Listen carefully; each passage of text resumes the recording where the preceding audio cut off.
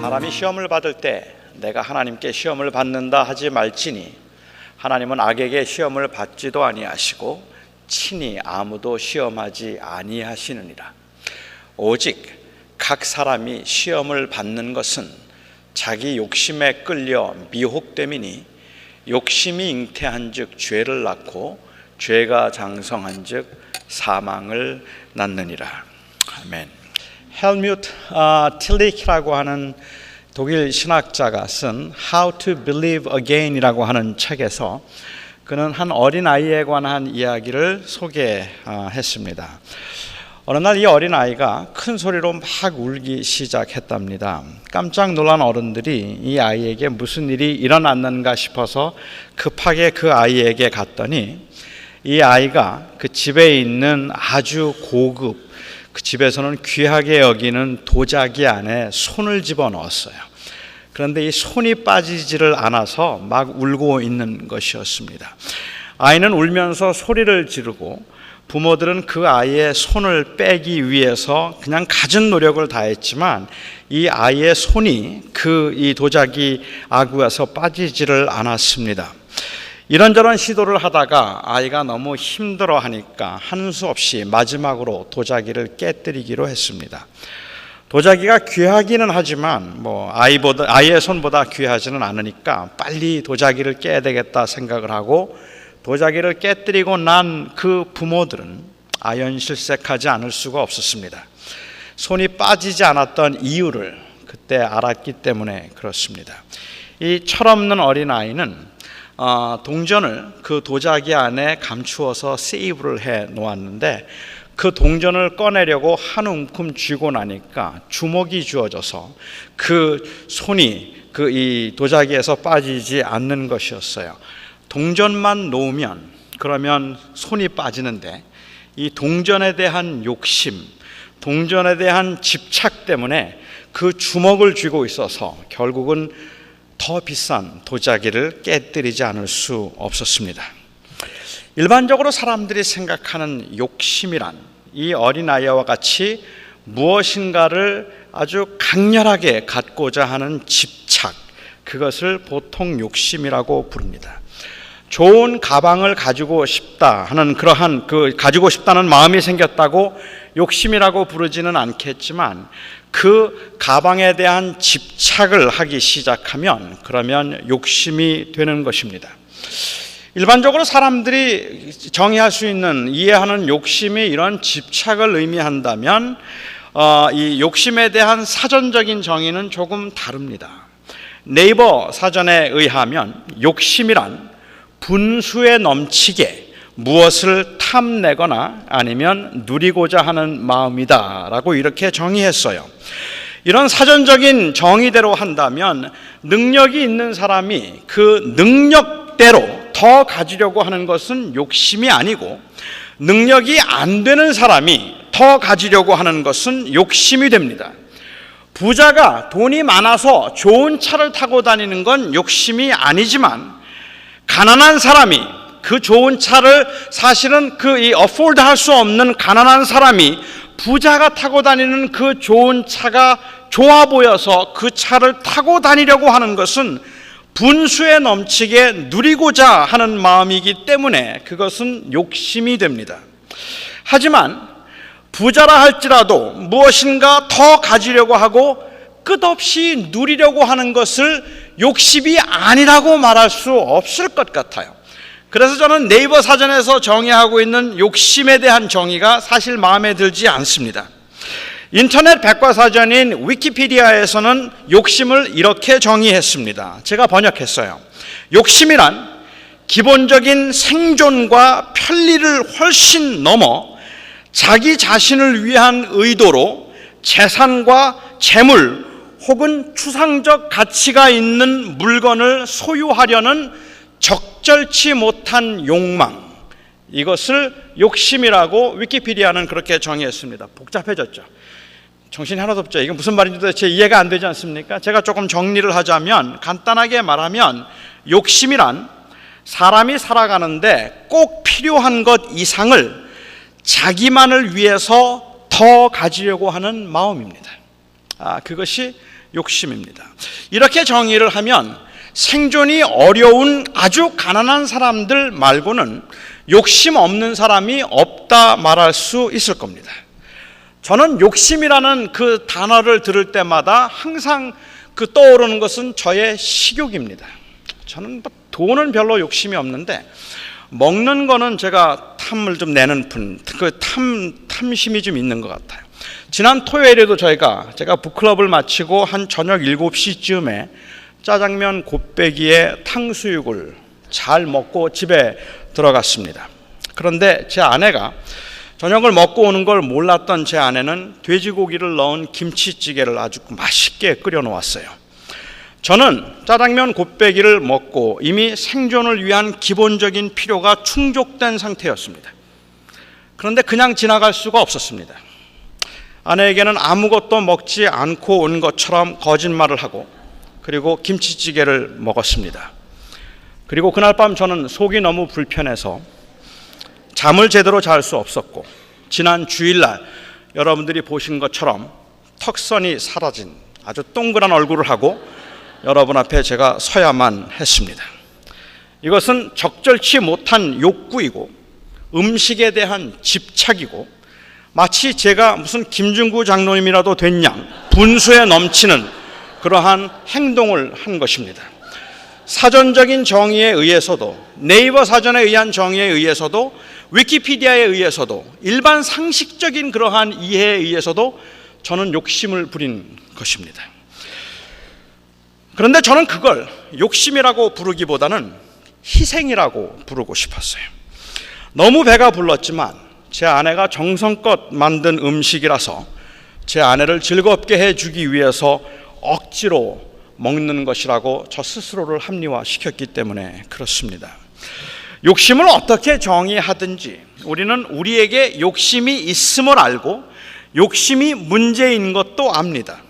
그러니까 오늘 본문에 말씀하신 대로 각 사람이 시험을 받는 것은 자기 욕심에 미혹되어서 그런 것이라고 말씀하시고 욕심이 잉태한 즉 죄를 낳고 죄가 장성한 즉 사망을 낳는다 말씀하셔도 아무도 할 말이 없어요. 그 말은 맞는 말씀이에요. 정말로 우리에게는 욕심이 있고 욕심은 우리에게 큰 문제임에 틀림이 없습니다. 다만 욕심이 잉태하여 죄를 낳는다고 했으니까 욕심은 아직은 죄가 아닌가 보다라고 생각하고 그냥 저는 위로를 받을 뿐이에요. 하지만 사실 누구에게나 욕심이 있고 욕심은 우리 모두의 문제이기도 해서 욕심에 관한 이야기를 하자면 다 고개를 숙일 수밖에 없는 상황이라고 저는 생각을 합니다. 하지만 오늘 본문에 나와 있는 이 욕심이라고 하는 것은 그와는 조금 다른 의미가 있습니다. 우리가 일반적으로 생각하고 있는 이런 집착이라든지 아니면 적절치 못한 욕구라든지 분수에 넘치는 그러한 원함이라든지 이런 것들이 아닌 또 다른 하나의 의미가 여기에 욕심에 있다고 저는 생각했습니다. 저는 원문의 단어를 이 욕심이라고 번역한 것이 참 아쉽습니다. 이 단어는 greed가 아니라 desire를 의미합니다. 여기에 번역된 이 단어는 그냥 그 greed를 이야기하는 것이 아니라 보통 사람들이 가질 수 있는 원함입니다.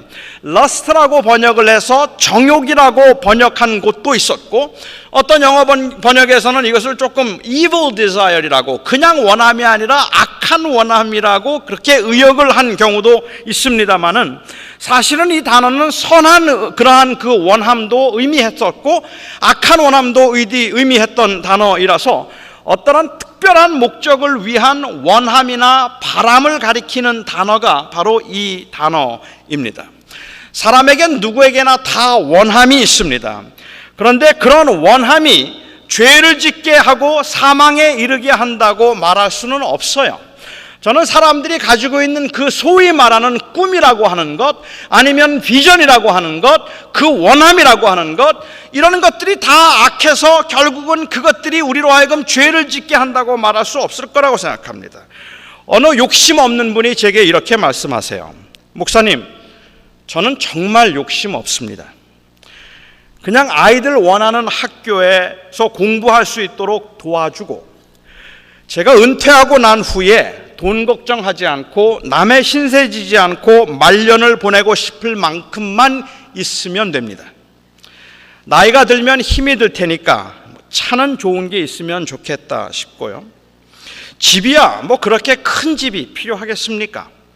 1년에 한 번 식구들 다 모이면 불편 없도록 방이 몇 개 있으면 좋겠고, 제가 워낙 수영을 좋아하니까 겨울에도 수영할 수 있도록 실내에 수영장 하나 있는 집, 뭐 그 정도면 더 이상 욕심 없습니다. 제가 낚시를 좋아하기 때문에 배는 한 척 괜찮은 배가 하나 있었으면 좋겠고요. 워낙 고기를 제가 좋아하니까 가끔씩 고베산 소고기에 송이버섯을 얹어서 이 볼도 샤토 라피테 레드 와인과 함께 그냥 즐길 수 있을 정도라면 저는 그 이상도 원하지 않습니다. 저는 그 욕심 없어요. 정말 앙증맞은 바람입니다. 저는 이런 원함조차도 사실은 죄를 짓게 할 거라고 생각하지는 않습니다. 하지만 대부분의 사람들이 가지고 있는 원함은 이런 탐욕스러워 보이는 원함조차도 아닌 아주 소박하고 그리고 절실한 것들입니다. 무엇인가를 바라고 원함이 언제나 그것을 욕심이라고 불러서 그것이 곧 죄를 낳는다고 말할 수 없고, 또 그런 원함들이 다 나쁘다고 말할 수 없을 겁니다. 야고보 사도가 말하고자 하는 것은 그것이 분수에 넘치는 원함이든 아니면 소박한 원함이든 원함을 가져서는 안 된다는 말을 하고 있는 게 아닙니다. 무엇인가에 대한 욕구나 열망을 가지고 있으면 안 된다는 이야기를 하고 있는 것도 아닙니다. 욕심이라고 번역된 이 욕구, 이 원함은 하나님에 대한 불신과 아주 밀접한 관계를 가지고 있는 단어입니다. 저는 이 말씀을 고난과 시련이라고 하는 문맥에서 한번 살펴보고 싶었습니다. 야고보 사도는 하나님은 친히 아무도 시험하지 않는 분이기 때문에 시험을 받을 때 하나님께 시험을 받는다고 말하지 말라고 했습니다. 이는 하나님이 절대로 악한 의도로 혹은 사람을 넘어뜨리기 위해서 시험하는 일은 없다는 의미라고 저는 지난주에 설교했습니다. 하나님은 우리를 어렵게 하기 위해서, 우리를 힘들게 하기 위해서 혹은 보복하기 위해서 우리가 잘못할 때 무조건 기분이 나빠서 때리고 힘들게 하시는 분이 아닙니다. 정말 힘들고 어려운 시기를 지날 때라도 이 하나님의 선하신 의도 그리고 선한 마음을 의심하지 말아야 합니다. 그런데 가끔 이런 하나님의 선하심과 하나님의 사랑하심을 의심하게 만드는 일들이 우리 주변에서 벌어집니다. 크게 대접을 받거나 인정을 받고 싶은 마음이 있는 것도 아니고, 그렇다고 뭐 굉장히 부자가 되어서 아주 호화스럽게 살겠다는 마음이 있는 것도 아니고, 그냥 착하고 성실하게 산 만큼, 그렇게 성실하게 사는 만큼 부당한 일을 당하지 않았으면 좋겠다 생각하고, 내가 투자하고 내가 노력한 만큼만 내가 소득을 할 수 있어도 좋겠다고 생각하는 이러한 소박한 원함조차도 제대로 이루어지지 않을 때, 이때 참 힘들다는 생각을 합니다. 오히려 악하고 모질고 이기적인 사람이 성공하는 것 같고, 믿음으로 살아봐야 계속 손해만 보는 것 같습니다. 그래서 하나님의 선하심을 믿고 인내하기보다는 오히려 그냥 대충 아무렇게나 살고 싶은 충동을 느낄 때가 있어요. 내가 순종하고 성실하게 살아도 복을 주지 않으신다면 제가 상관하지 않겠고, 차라리 내가 하나님을 멀리할 때마다 벌을 주시고 힘든 일을 만나게 하신다 할지라도, 그래서 하나님을 두려워함으로라도 하나님을 섬겼으면 좋겠다는 마음을 가졌다가도 악인의 형통함을 보고 아무리 열심히 살려고 노력을 해도 끝이 보이지 않는 것 같은 그러한 그 삶의 그 모습을 바라보면서 철저하게 믿음으로 사는 사람보다는 그냥 적당히 사는 사람이 더 지혜로워 보이는 이 세상에서 믿음을 지키며 산다는 건 의미가 없다 싶은 생각이 듭니다. 그래서 나도 적당히 살고 싶고 나도 열심을 내고 싶지 않아집니다. 이런 마음은 힘들고 억울할 때 생기는 겁니다. 야고보 사도가 말하는 욕심, evil desire이라는 것, 이 욕망은 바로 이런 마음을 가리킵니다. 따라서 욕심의 문제는 단순히 물질의 문제가 아니라 이것은 우리의 삶을 대하는 기본적인 삶의 자세에 관한 이야기입니다. 우리가 당하는 일 가운데 하나님의 선한 의도와 마귀의 악한 의도가 있듯이 우리의 마음에도 선한 마음과 악한 마음이 있고 선한 원함과 악한 원함이 있습니다.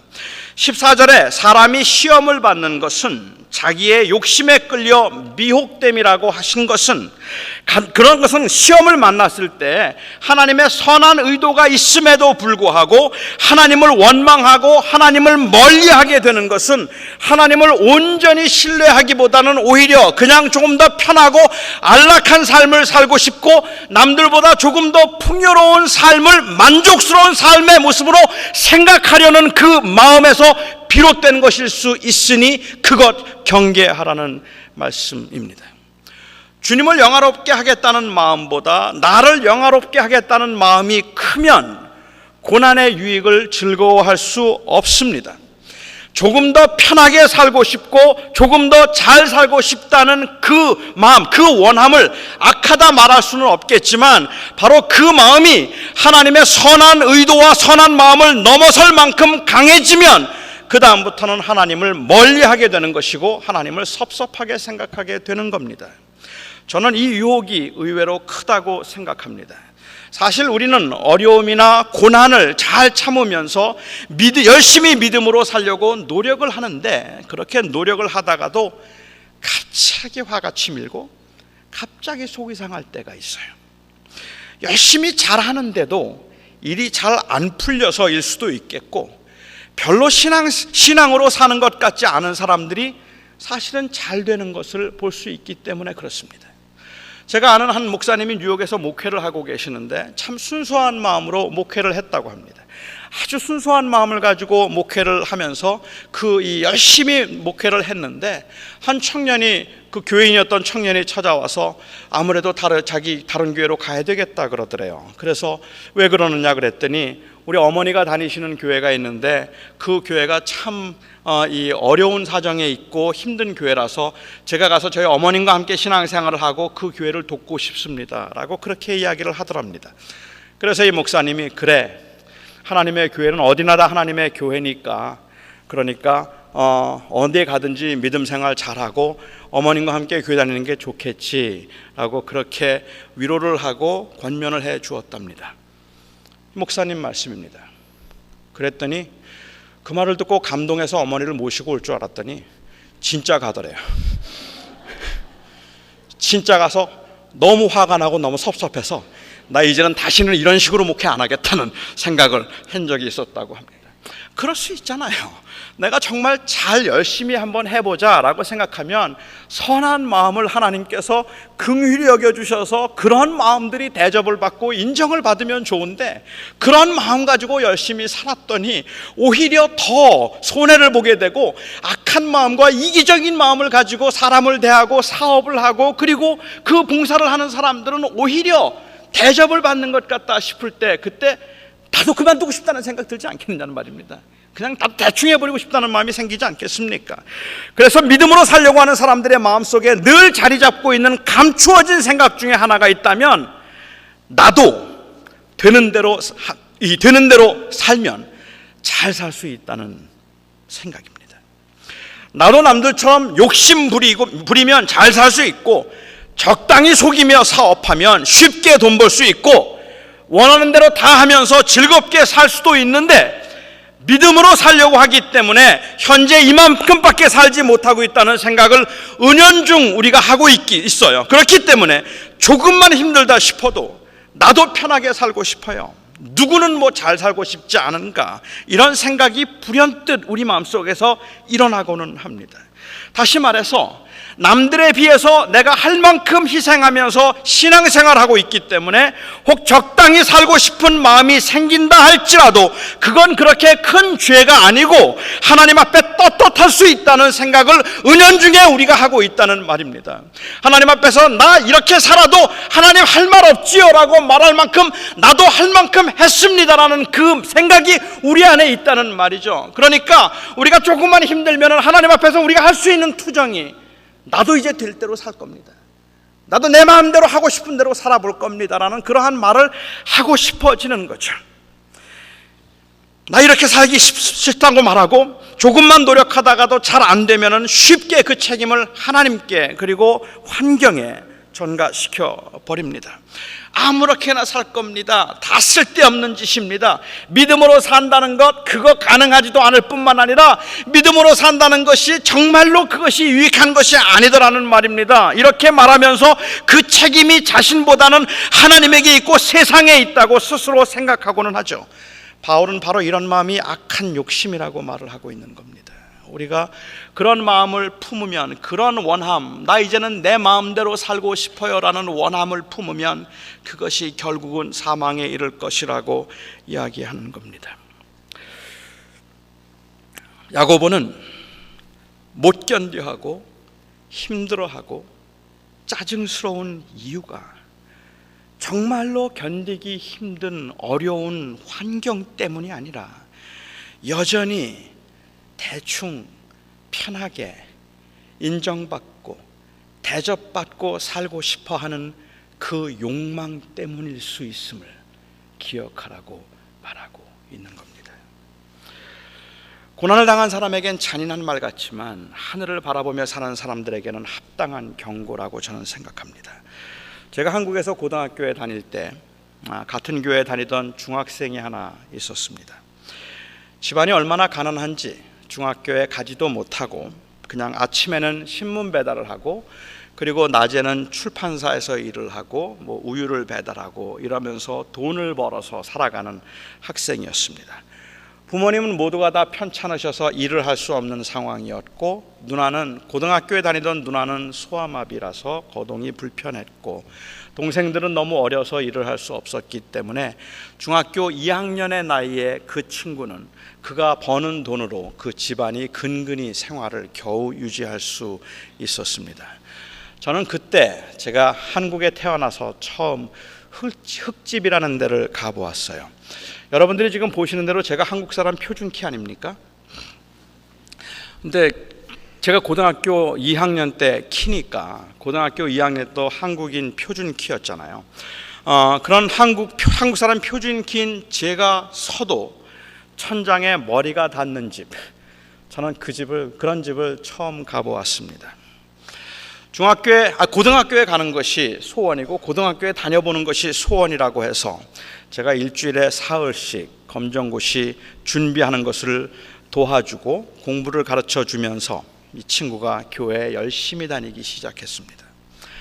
정말로 행복해했고 정말로 열심히 교회 다녔고 전도도 열심히 하고 그리고 그가 처음으로 그렇게 환하게 웃는 모습을 보았어요. 교회를 다니면서 너무너무 좋아하고 너무 감사하고 그리고 정말 열심히고 어떤 새로운 삶의 소망을 찾은 것처럼 그렇게 의욕적으로 살았습니다. 그런데 이 친구가 갑자기 교회를 안 나오는 겁니다. 그래서 그를 제가 찾아갔더니 겨우 중학교 2학년의 나이에 그때 제게 했던 그 첫 한마디가 저는 지금도 잊을 수가 없습니다. 형, 나도 악착같이 돈 벌 거야. 나 무슨 수를 쓰든지 기어코 부자가 되고 말 거야. 너무 힘이 드니까 한 탄식이었을 겁니다. 저는 이 친구가 돈 벌어서 어머니, 아버지 호강시켜드리고 조금 더 넓은 집에서 살고 싶다는 그러한 바람, 평소에 가지고 있었던 원함이었겠다 싶고 그걸 누가 뭐라고 말하겠는가 싶어요. 그걸 틀렸다 말할 사람 누가 있겠습니까?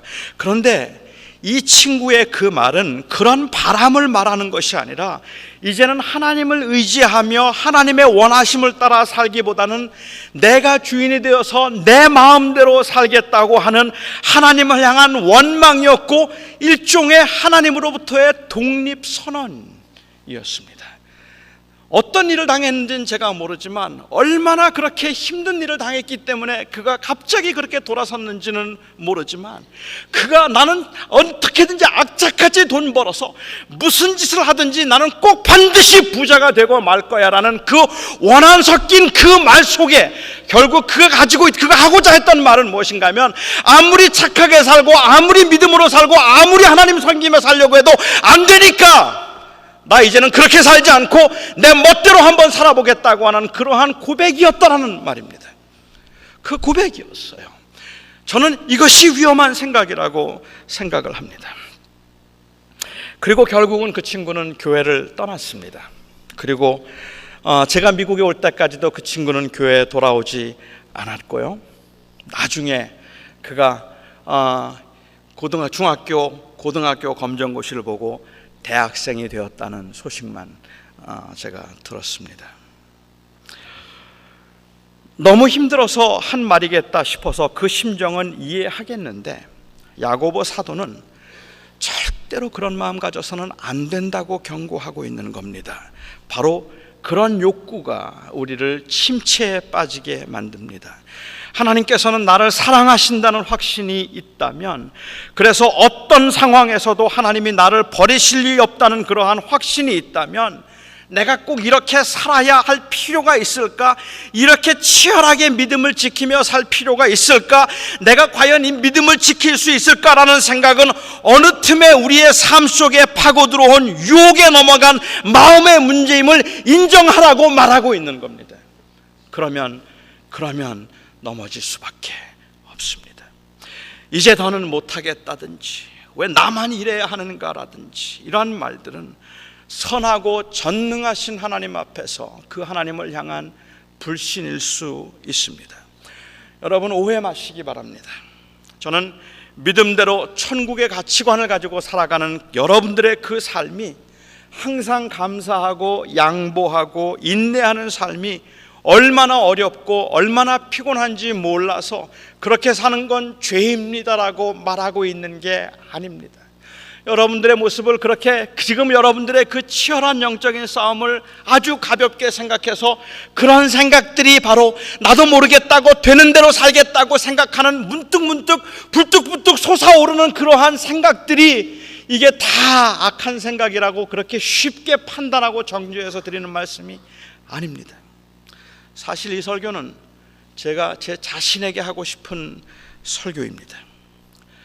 별로 잘한 것도 없으면서 무슨 대단한 희생을 한 것도 아니면서 왜 그렇게 쉽게 좌절하고 왜 그렇게 쉽게 원망하는지 제 모습을 보면 어느 때는 정말 전능하신 하나님의 선하심을 믿기나 하는 것인지 의심스러울 만큼 제 자신이 너무 한심하고 너무 부족하다는 생각이 듭니다. 그런 저에게 주님께서는 말씀하시는 것 같습니다. 정말 더 이상은 못 견디게 힘들어서 그런 게 아니라 정말 더 이상은 못 견디게 힘들 만큼 내가 그렇게 열심히 살아서 그런 게 아니라 할 만큼 했다 생각하고 남보다 낫다 생각하는 바로 그 악한 마음 때문에 힘든 게 아니냐. 편하고 대접받는 삶보다는 고생을 하더라도 차라리 하나님의 원하심을 따라 살기로 했다면 이 땅에서 성공과 형통을 목적으로 하지 않고 예수 그리스도의 은혜의 복음을 누리며 나누고 사는 것을 제 목회의 목적이라고 그렇게 정했다면 힘들고 어렵고 억울하다 할지라도 못하겠다, 나도 할 만큼 했다 말하면 안 되는 겁니다. 아직 그만큼 피 흘리기까지 싸운 것도 아니면서 나도 할 만큼 했으니까, 나도 이만큼 고생했으니까, 나도 이만큼 했으니까 나도 이제 좀 누려보고 싶습니다. 나도 이만큼 애썼으니까 나도 이제부터는 좀 대접받고 싶습니다라고 말한다면 이것은 예수 그리스도의 은혜를 놓친 욕망이라는 말입니다. 그것이 바로 욕망입니다.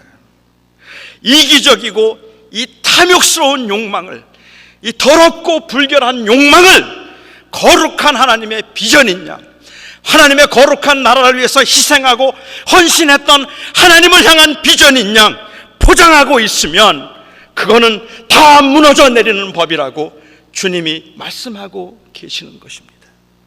정말로 내 속에 그리스도의 은혜와 하나님의 부름에 합당하게 내가 이 땅에서 대접받고 인정받고 그리고 누리고 사람들의 칭찬을 받으면서 사는 그것보다 오히려 하나님이 원하시고 하나님의 기뻐하시는 뜻을 따라 섬기며 낮은 자리에 있겠다는 결심을 제가 여전히 가지고 있다면 사람이 알아주지 않는다고 나도 못하겠다는 말을 어떻게 하느냐는 말이에요.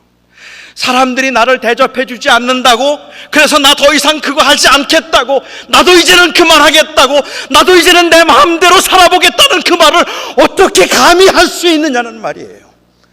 제가 그 말을 할 수 있다면 나도 이제 내 멋대로 살겠습니다. 나도 이제는 내 생각대로 한번 살아볼 겁니다. 나도 할 만큼 했으니까 이제는 나도 누리며 살고 싶습니다라는 그 말을 제가 할 그때 제 마음을 잘 돌아보고 살펴보면 주님의 나라와 주의 영광이 아닌 이 세상에서의 쾌락과 풍요와 안락이 더 큰 목적이 되어 있기 때문에 그랬던 거예요. 이것을 가리켜서 악한 욕망이라고 부르는 겁니다. 바로 그 욕망 때문에, 그 욕심 때문에 미혹이 되어서 내가 넘어질 뿐이지 하나님이 너를 넘어뜨리는 게 아니다. 이 욕심이 잉태하면 죄를 낳는다. 그런 마음을 가지고 있으면 틀림없이 다른 사람들을 원망하고 틀림없이 불평과 짜증으로 살아가게 되고 틀림없이 그래서 나는 할 만큼 했는데 저 사람은 못하고 저 사람은 안 하고 내 고생과 내 희생을 이 사람도 알아주지 않고 저 사람도 알아주지 않는다고 판단과 정죄를 하게 되고 결국에 가서 제가 내릴 수 있는 결론은 안 하겠다는 거죠. 나 더 이상 안 할 겁니다. 나 더 이상 이런 거 안 할 겁니다. 그 포기와 좌절, 저는 이것을 야고보가 사망이라고 불렀다고 생각합니다. 저와 여러분의 삶 가운데서 그래서 저의 마음속에 제가 경험하게 되는 이 어리석은 욕망을 사실은 고백하지 않을 수가 없어요. 이러한 불결한 마음, 하나님이 보실 때는 정말 어찌 저럴까 싶을 만큼이나 내가 더 인정받고 싶고 내가 더 대접받고 싶고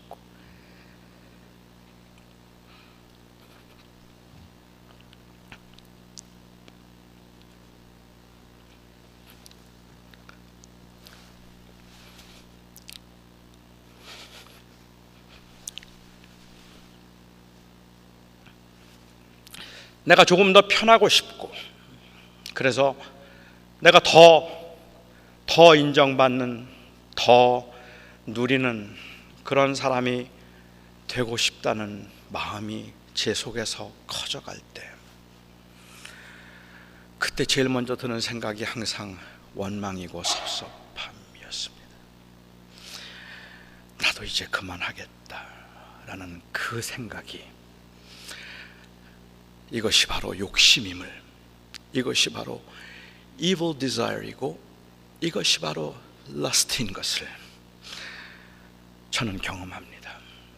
그리고 그것이 아마도 어쩌면 여러분의 삶 가운데서도 여러분들이 그렇게 믿음으로 살려고 애를 쓰고 그렇게 성실하게 살려고 애를 쓰다가 이제는 진짜 지친다, 그래서 누구를 용서하는 일도 그만하고 싶고 누구를 섬기는 일도 그만하고 싶고 누구와 함께 하는 것도 다 그만하고 싶고 그냥 나도 대충 적당히 남들처럼 그냥 돈 벌고 대접받고 살고 싶다, 이런 마음이 여러분들에게 생긴다면 저는 그 마음, 그 힘든 것 이해는 하겠는데, 알겠는데, 오늘 주님이 저와 여러분에게 말씀하시는 건 바로 그 마음에 미혹되어서 하나님 떠나는 거다 말씀하시는 것 같아요.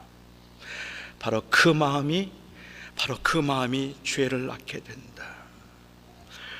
하나님의 마음을 살폈으면, 그리고 하나님의 선하심을 믿는다면 이제 우리의 마음을 살펴야 합니다.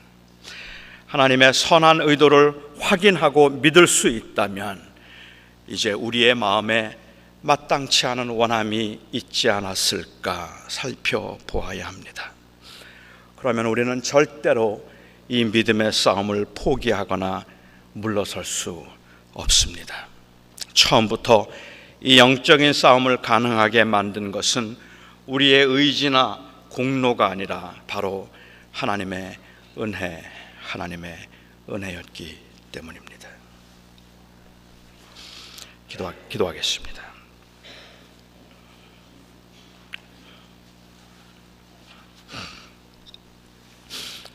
하나님,